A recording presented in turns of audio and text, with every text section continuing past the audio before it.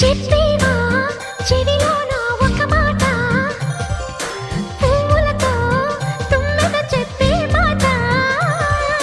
నీ చిరునవ్వు సాక్షిగా తాజ్ మహల్ నాదట, నీ పెదవంచు సాక్షిగా షాజహాను నేనట. నీ తీయని ప్రేమకి నా పెదవే నజరానా, నీ పైటకి నేనిక బానిసనే నెరజాడా. అనంతాల ఆత్మ నీవై చేరుకున్న వేళలో కోకలు కట్టిన కోయిలా కమ్మని కౌగిలియవే.